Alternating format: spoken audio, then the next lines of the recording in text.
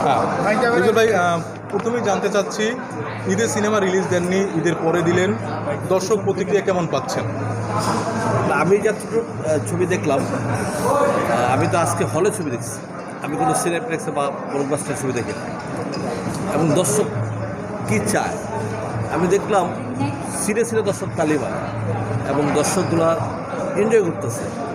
এটা আমি কেন, এটা তোমরা সবাই দেখছো, এটা যারা ছিল, হ্যাঁ, এইটাই আমার অনেক ভালো লাগছে। আর আমি তো বলছিলাম যে ছবি আমি আমার মতো করে আমি ছবি বানাইছি, দর্শকের পছন্দ হয়েছে, দর্শক দেখবে, আস্তে আস্তে ইনশাল্লাহ আশা করি ভালোর দিকে যাবে। ইকবাল ভাই, দুই নায়িকার মাঝখানে দাঁড়িয়ে কথা বলছেন এবং দুজনই আপনার সিনেমাতে ভূতের চরিত্রে বা ভৌতিক ক্যারেক্টার অভিনয় করছেন, তো সেক্ষেত্রে নিজের ভয় লাগছে কত? ভয় পাইতে পাইতে বড় হইলাম, ঠিক আছে। সিনেমা মানে মিথ্যা, সিনেমা মানে মিথ্যা, আমাদের সিনেমা পুরোটাই মিথ্যা। অতএব এখানে ভয়ের কোনো কারণ নাই।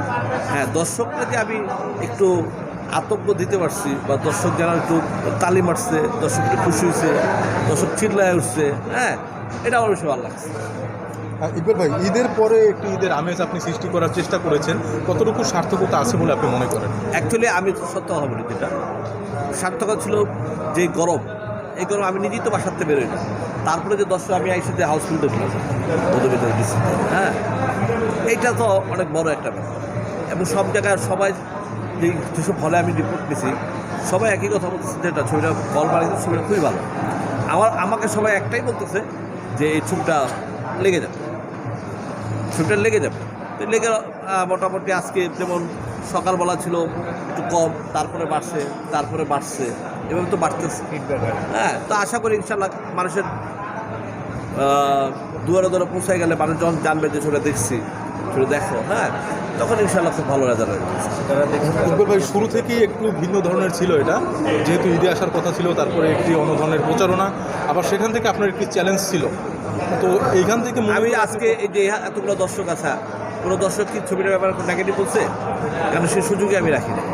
আর আমি যেটা মুগ্ধ করি সেটা আমি করি। আমি তো বলছি ছবি যদি আমি খারাপ বানাই, আমি ছবি খারাপ বানাবো। দর্শক যদি বলে, আমার কোনো ইউটিউব চ্যানেলে আমি দেখি যে ছবি খারাপ করছে, আর দর্শককে আমি চিনি, কেউ কোন দর্শক কী কথা বলতে হবে সেটা তো আমার আইডিয়া আছে। বাট নিরও যারা সত্যতা হিসাবে যারা দর্শকগুলো যারা ছবি দেখে, তারা কখনোই ছবিটা খারাপ বলবে না। কারণ ছবি টোটালি একটা ডিফারেন্ট একটা গল্প, এবং এই টাইপের ছবি বাংলাদেশে হয় নাই।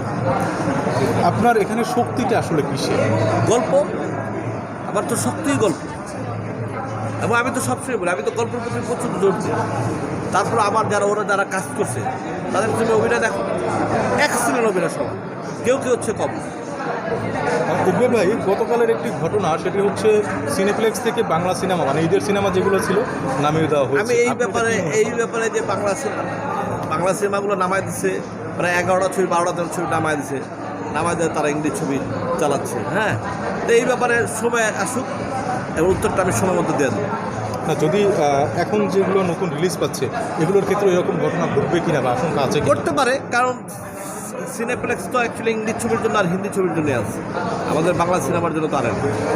ওটা তাদের ব্যক্তিগত ব্যাপার, তাই না?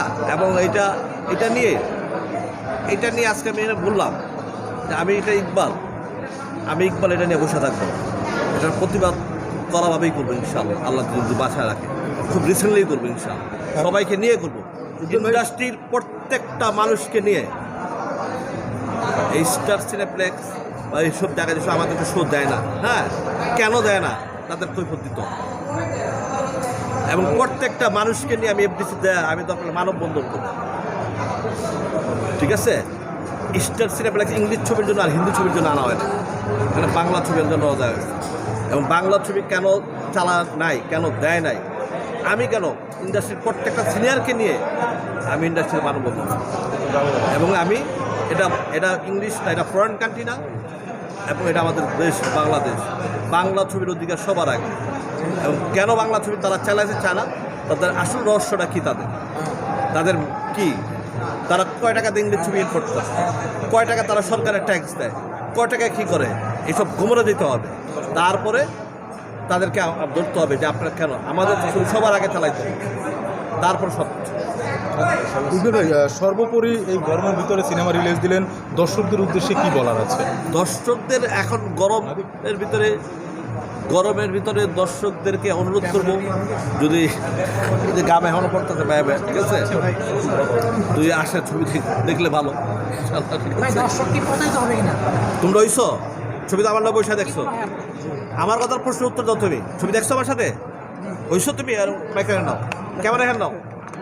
না ক্যামেরা না না যেটা বলছিল আমাদের একজন সহকর্মী, যে আসলে কি দর্শক প্রতারিত হবে কি না, কারণ আপনি একটা চ্যালেঞ্জ ছিল, সেই সাথে দর্শকদের তীব্র গরম এবং আপনার গল্প তীব্র গরমের সত্য, বাট গল্প তো আমার স্ট্রং এবং দর্শক তো সবাই এনজয় করে দেখতেছে। অর্থাৎ সবাই ছবিটা যখন দেখবে শেষ হয়ে কিন্তু সবাই তালি দিয়ে বেরোয়েছে, কিল হিমে তালি দিয়ে বেরোয়েছে, ঠিক এই ছবিও তালি দিয়ে সবাই বেরিয়েছে।